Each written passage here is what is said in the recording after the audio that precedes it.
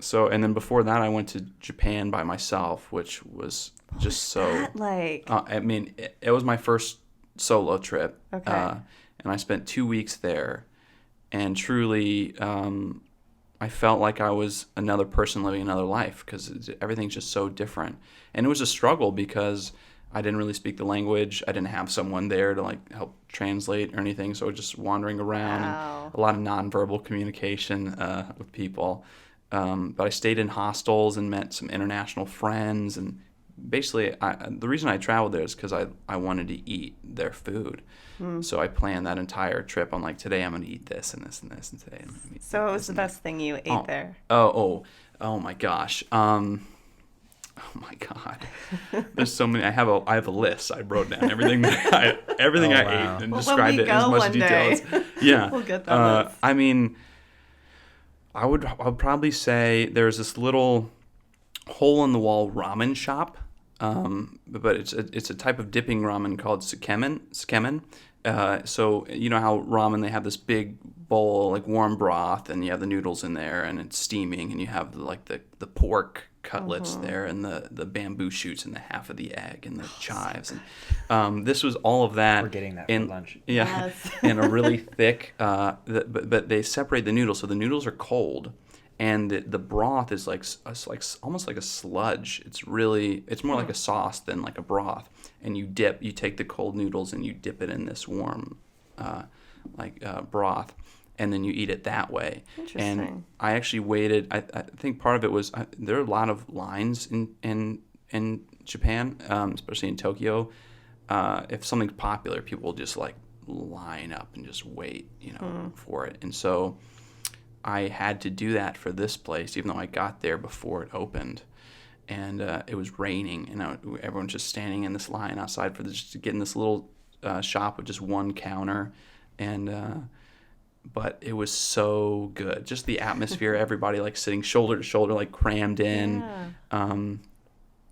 I just could not. I mean, it was truly awesome. I mean, the sushi there, everything. I didn't have a bad. The protein bars.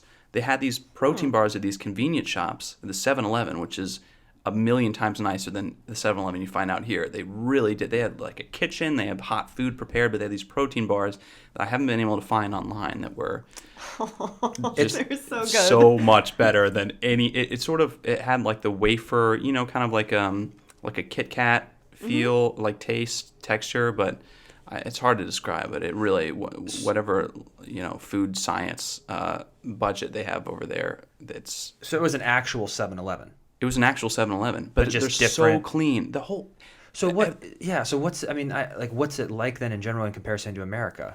Like how much? Like what's? It's a loaded question, but people like, are walking. The subway system or the train system is great. I mean, you can get anywhere, and everybody. Well, it took me a while. Walks on the left side. I know, you like go when the you wrong pass way. each other. So the first few days, I was like, oh crap, getting in Oh, people's yeah, We yeah. way. did that in Thailand, I think. I was always like, I'm so sorry. But it was the cities are just so clean, and there are no trash cans anywhere. Like on the street, people just have their own bags and they take the trash with them throughout the day.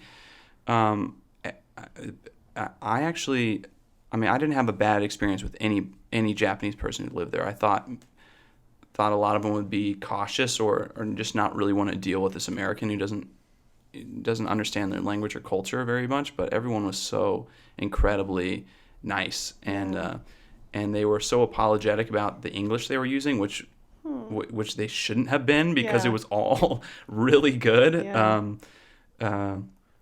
But yeah, I mean, it's just sort of seemed. I mean, I know it's not, because I was only there for a short time, but I didn't really get past this is the utopia feeling, because everything was just so orderly and clean, and people were polite, and yeah. how does that happen? Like what are they doing better than us? Like how are they communicating to millions of people to not throw their trash on the floor? Are they just more like I think polite? I think it's the culture. polite I think culture? That's Yeah, how it's the you're culture, raised, yeah. and I got the feeling that they all felt like they're part owners of the city in which they live. Like that's their place, and they want to take care of it.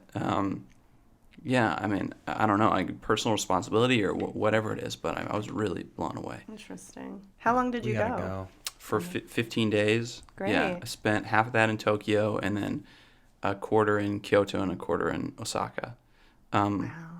Oh, there's also there's this dish called okonomiyaki, which is this sort of noodle dish where they fry it on this flat skillet and they put all like eggs and all these and seafood and all these different ingredients to sort of make this pancake that they just like fry in front of you, and they put these fish flakes on it, and it's just so and they douse it in sauce. It's probably really unhealthy. Come back 20 pounds heavier. But it's sitting there, and the fish flakes, because of the heat of the grill or whatever, they're moving, and it looks like the whole thing's alive, like some sort of weird octopus, because the noodles are sticking out like creature that's just sort of moving around. And I also had a sparrow, like a whole sparrow on a stick. Yeah, like a little. Was it still in the form? Yeah, it looked like it was just plucked, and they What put did some. that taste like? I don't So think it's full of bone. Yeah, it was really crunchy. Yeah, But you have to eat around the bone then, like a chicken wing? No, I mean, I ate the whole thing. I hope I was supposed to.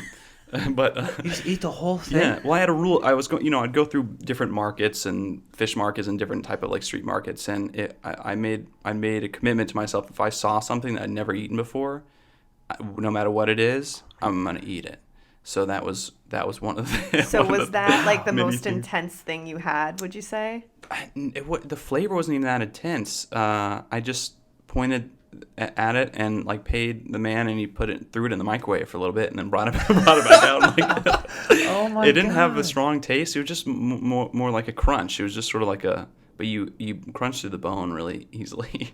Sorry for all Would you you have it again? vegetarians listening to this.